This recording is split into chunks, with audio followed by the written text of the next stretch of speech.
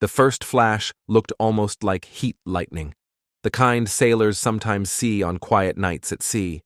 But the crew of the SS St. Imre knew instantly this wasn't weather. The white light burst from the forward ventilator in a hard, blinding pulse that turned the Adriatic fog into a glowing wall. A second later, a heavy thump rolled under their feet, deep enough to feel in their ribs. Men on night watch staggered, gripped railings, and stared toward number 2 hold as smoke roared out in a thick wave, carrying the sharp stink of scorched oil and burning paint. The alarm bell hammered across the deck. Inside his cabin, Captain Laszlo Farkas was already on his feet before the steward reached his door. The ship was vibrating in short, uneven shivers, an unmistakable sign that something violent had happened inside the cargo spaces. Farkas grabbed his coat, didn't bother buttoning it, and ran for the bridge as another small explosion echoed from the bow. When he stepped out onto the bridge wing, the fog glowed orange like someone had lit a lantern behind a curtain. Flames curled over the iron lip of number 2 hatch, licking upward in fast, angry streaks. Water from the first hose line splashed across the metal, but the heat was already strong enough to turn most of the spray into steam. Farkas shielded his face with his arm and pushed forward until he could see the deck clearly. The St. Imre was officially listed as carrying machine parts and tools, but everyone aboard knew the truth. Number 2 hold was filled with rifle cartridges, small artillery rounds, and wooden boxes packed with explosives. They were supposed to keep their mouths shut and follow the manifest printed for neutral ports. That lie became irrelevant the moment flames touched the ammunition. Small pops from inside the hold grew sharper. At first they sounded like nails snapping under strain. Then the crew recognized the rhythm, cartridges cooking off. Each one was a tiny burst of metal and powder, barely dangerous by itself, but a warning of what would follow if the fire reached the deeper crates of shells. The men stood frozen until the first officer barked for more hose lines, breaking the spell long enough for them to move. Farkas ordered the helm turned into the wind. The ship responded slowly, but once she swung around, smoke drifted aft instead of choking the men at the pumps. Hoses snaked across the deck in writhing coils as seawater surged through them. The crew formed staggered lines, bracing themselves as they forced cold streams across the glowing hatch cover. The metal hissed and spat, but the flames kept pushing through the seams, brighter each time. They couldn't smother it this way. The heat was too deep. Farkas realized if they stayed on the surface, they'd lose the entire bow. He looked at the men nearest the hatch, faces streaked with soot, eyes red from smoke, and made the call he'd hoped he wouldn't have to make. "Open it," he ordered. For a moment, nobody moved. Opening a burning ammunition hold felt like suicide. If oxygen hit the fire in the wrong way, the flames could rip upward fast enough to take the crew with it, but the smoke pouring out from under the cover left no time. The longer they waited, the closer the fire crept toward the lowest crates. They worked fast, spinning off dogs and hammering wedges loose. When the hatch finally lifted, a column of pure black smoke shot upward with enough pressure to drive the men back several steps. A heartbeat later, flame exploded out of the opening in a roaring sheet. The glow brightened until the masts stood out like black wire against the sky.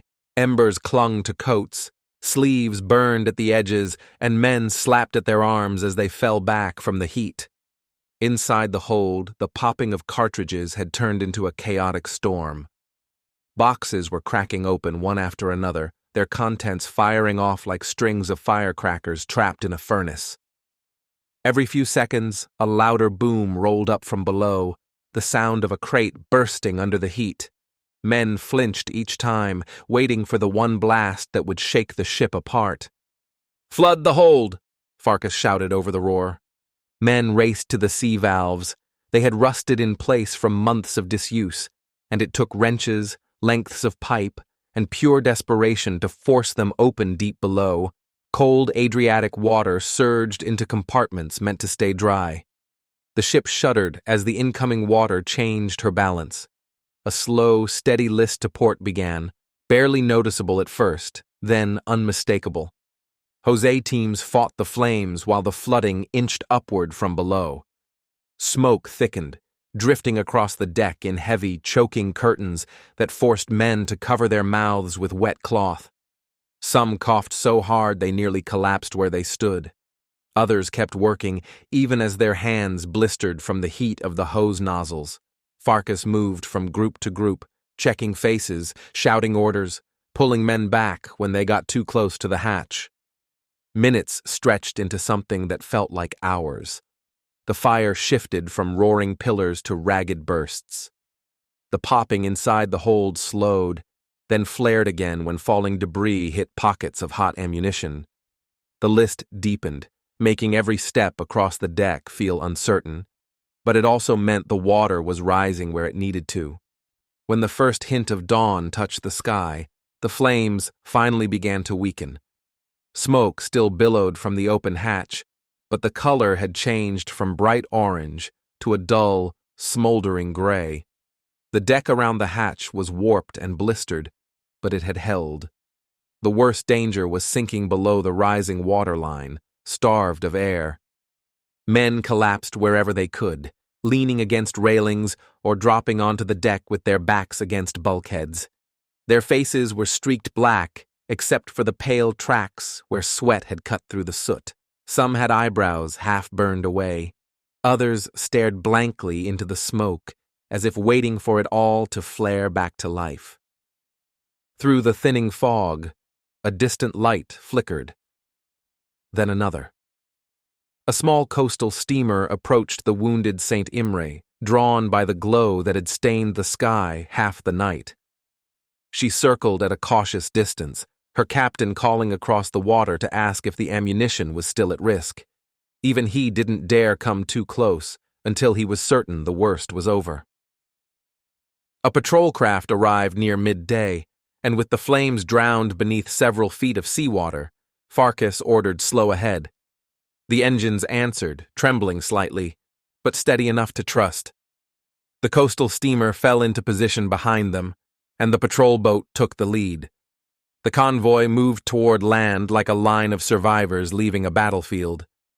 Inside the flooded hold, ruined shells lay in heaps on the bottom, their powder turned to sludge.